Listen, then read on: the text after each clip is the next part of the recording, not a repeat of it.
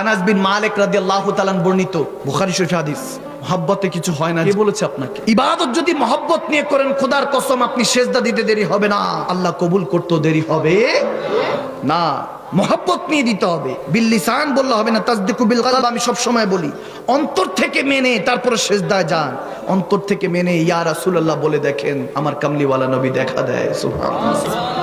শুধু ইবাদত না, মহব্বত হয়। হযরত আনাস বিন মালিক রাদিয়াল্লাহু তাআলা বলছেন, এক ব্যক্তি আমার নবীর কাছে এসে বলতেছেন, ইয়া রাসূলুল্লাহ কিয়ামত কবে হবে? কিয়ামত কবে হবে? আমার নবী বলতেছে, তোমার প্রস্তুতি কি? কিয়ামতের কথা জিজ্ঞেস করছো, তোমার প্রস্তুতি কি? সেই সাহাবা বলতেছেন, ইয়া রাসূলুল্লাহ কোনো নফল রোজা নাই, সাদাকা নাই, কোনো বেশি একটা ইবাদত নাই, তবে আল্লাহর হুকুক যেটা ফরজ সব আদায় করি। আমার নবীর দিকে তাকিয়ে আছে সেই সাহাবা বলতেছে, তবে হ্যাঁ ইয়া রাসূলুল্লাহ একটা জিনিস আছে আমার কাছে, আমি আল্লাহ রাসূলকে বড় ভালোবাসি। সুবহানাল্লাহ। যখন এটা বলতেছে আমার নবী তখন জালালে চলে আসলেন। আমার নবী শিখাচ্ছেন, বলে হ্যাঁ তুমি আল্লাহ রাসূলকে ভালোবাসো, তাহলে শুনো, সব সময় মনে রাখবা যাকে তুমি ভালোবাসো তার সাথে আল্লাহ হাসর রেখেছে। যদি নবীকে ভালোবাসি, নবীর সাথে হাসর হবে। তো নবীজির সাথে যদি হাসর হয়, আল্লাহ জান্নাত না দিয়ে কি পারবে? হায় হায় হায়, কি বুঝলেন?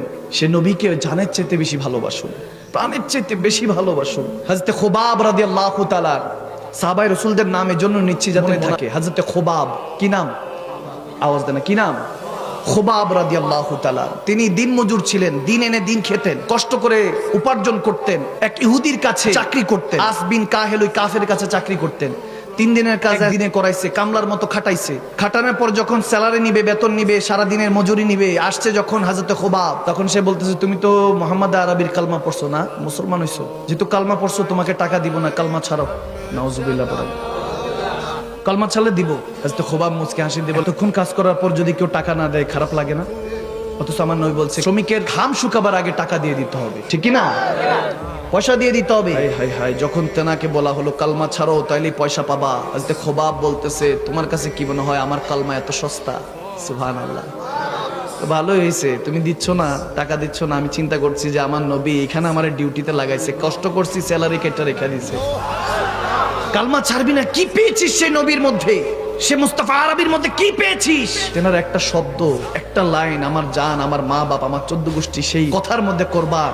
আল্লাহু আকবার শব্দটা ছিল এরকম, সেন্টেন্সটা ছিল এরকম। তিনি বলতেছেন, ছোর ইয়ার তুই সমঝেগা নেই, বলছেন বাদ দে ভাই তুই বুঝবি না। আশেক মাশুকের বিষয় বলে, বাদ দে ভাই তুই বুঝবি না, রেখে দে তোর কাছে তোর টাকা। যখন হযরত খুবাব দিন শেষ করে কষ্ট করে যখন বাসায় ফিরছে,